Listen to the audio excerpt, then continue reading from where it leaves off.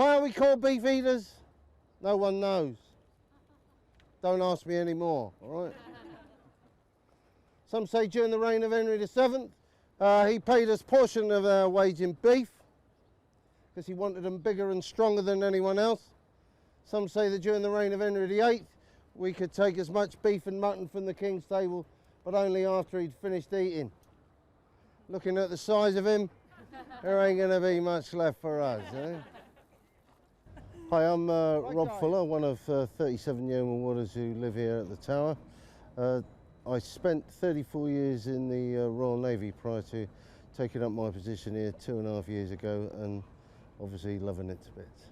The job of a Yeoman Warder in days gone by would have been to wait on some of the prisoners that were held here in the Tower, lots of prestigious prisoners, and if they wanted me to look after them really well, they paid me handsomely. Nowadays we've evolved somewhat. We're here mainly for the public, but also we're the guardians of the Tower. We look after all the artefacts, and we're here to support the main frame of the army to look after the crown jewels. 2 Mint Street there, occupied in 1696 by a great British inventor and all-round genius. What was he doing here? He was the warder of the Mint, later became master of the Mint, and his name is Sir Isaac Newton. As everyone knows, he's the man who invented gravity. Before that, everything used to float away. It was awful. I like obviously meeting people from all ilks, all over the place. Some are far more interested than others, but like everything else, if someone takes an interest in your work and your role, you give them that extra mile, don't you? Right guys, we're now on Tower Green, the village green of the Tower of London. Now, some English village greens, they'll have a game of cricket, bit of croquet, not here, because we've got our own private execution site. It certainly keeps our kids in check. Know what I mean? I'm Yeoman Warder Shady Lane, and I've been at the Tower for nearly 5 years now, after leaving the Army in 2008, where I was a warrant officer with the 1st Battalion of Light Infantry, and later towards the end with the Rifles as well. And one of my jobs here is to look after the Tower's ravens, and I've been an assistant Raven Master now for the past 4.5 years. That's us, we're ready to go and feed the birds.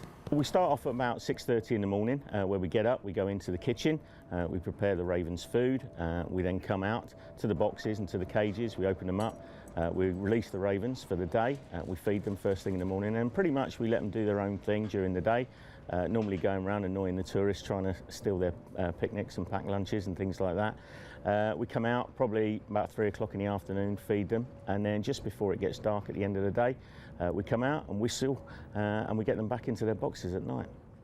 You can hear her in there now. Come on in, Merlin. Come on in, Merlin. When King Charles was on the throne, the royal astrologers who worked inside the White Tower complained about the noise and the mess that the wild ravens left here at the Tower. And they asked if they could have the birds removed. First, Charles II agreed, but then someone told him of a legend that if the ravens ever leave the Tower of London, the White Tower will crumble to dust, a great disaster will befall the nation, and the monarchy will fall. Now, Charles II, being a very superstitious king, he decided he wasn't going to take any chances. He henceforth decreed that a Raven Master would be appointed from one of the body of Yeoman Warders, and he'd be paid extra money each week to feed and look after the birds. However, their numbers would be reduced to 6, and 6 only. My name's Matthew Prime. I served 24 years in the Royal Corps of Signals, and now I'm the newest trainee Yeoman Warder at Her Majesty's Royal Palace and Fortress, the Tower of London. I've been here about 3 months now. Good day, ladies and gentlemen, and welcome to Her Majesty's Royal Palace and Fortress, the Tower of London, a World Heritage Site. It's a lot more work than I first imagined, but now I'm, I'd say, nearly halfway through learning my story, my 50-minute guided tour, which has to be word perfect, so I'm getting there. Now, I've had one test already with the jailer, and it is very, very nerve-wracking. I think the public will be even worse because there'll be 150, 200 people. The pressure will really be on. Stop messing around with the words. To use the tidal flow of the River Thames, twice a day it will flow into and around the moat to keep it clean. Without your mentor, you wouldn't really know what to do. He's your barrier and your help in between what's going on. When you don't know what to do, He's always there, either in person or at the end of the phone, to tell you where you should be. And he's important in getting your story. It's up to him to keep you ticking along on your story so that you don't take too long, or you're not putting too much pressure on yourself to do it too quickly. So he's really your lifeline to sanity in this job. The executioner will pick up the severed and still bleeding head and hold it aloft for all to see. It is a dream come true, and it's something I've always had in the back of my mind, but I'll be absolutely honest, I never really thought it would come true. The competition is so great, and being Royal Signals, I wrongly, as it turned out, thought that I wouldn't have a chance coming from a corps, but that's not the case. It's a completely fair process, and there's as many corps people as not. You had to cross another drawbridge to enter.